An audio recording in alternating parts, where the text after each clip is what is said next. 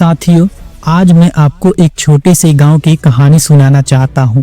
गांव का नाम तो छोटा था, लेकिन वहां की मुश्किलें बहुत बड़ी थी। बिजली कभी आती कभी नहीं आती। पानी के लिए लोग दूर चलकर जाते थे। स्कूल तक पहुंचने के लिए बच्चों को नदी पार करनी पड़ती थी। इस गांव में एक लड़का था जिसका नाम था रामू। उसका परिवार बहुत गरीब था। पिताजी खेतों में मजदूरी करते, माँ गांव के घरों में काम करती। अक्सर उनके घर में खाने के लिए भी पूरा अनाज नहीं होता था।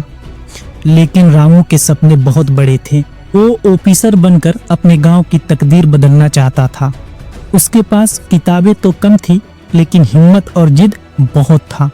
गांव वाले हंसते थे, अरे रामू, तू तो खेतों में हल चलाने के लिए पैदा हुआ है, पढ़ाई लिखाई तेरे बस की बात नहीं है।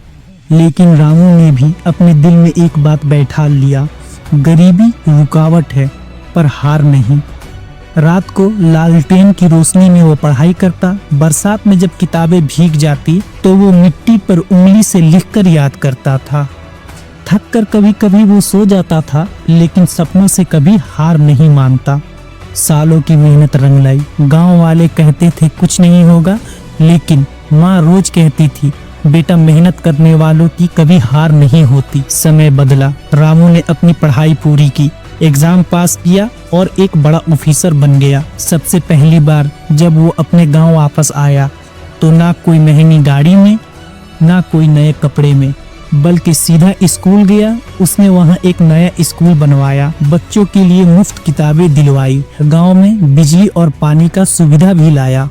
जो लोग कहते थे रामू कुछ नहीं कर पाएगा, वही आज अपने बच्चों से कहते हैं, बेटा, रामू की तरह मेहनत करो।